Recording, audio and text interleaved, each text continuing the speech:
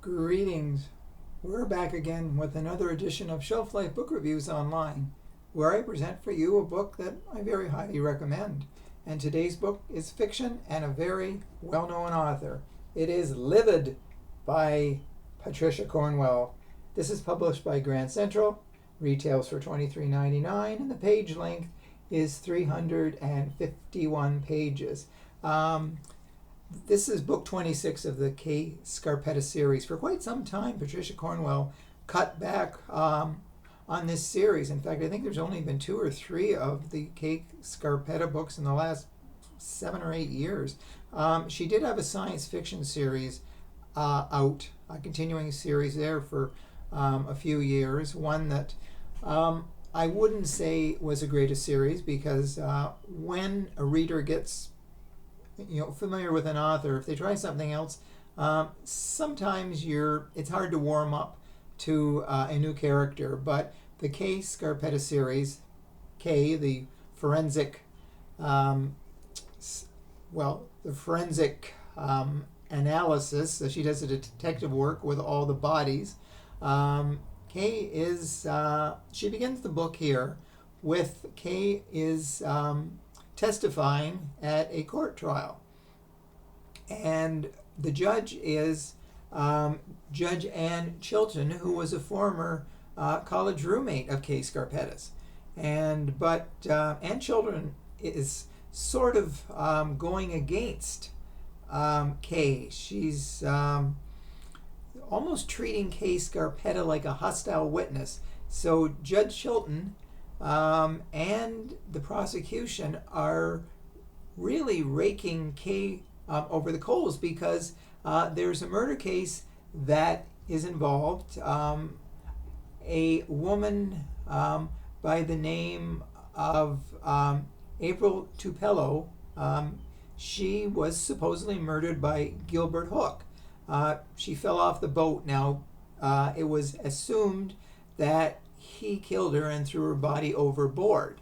But Kay Scarpetta thinks that when the autopsy was done, that somebody messed up big time because Kay doesn't see it as murder. So this causes a lot of commotion in the courtroom. And when the case is adjourned, Kay goes out the front of the courthouse and she's almost attacked. She's kicked and she's almost on the run for her life. So it's a very volatile situation. But at the same time, she learns that Rachel Stanwyck, who is the sister of Judge Chilton, she was murdered. So is it connected somehow?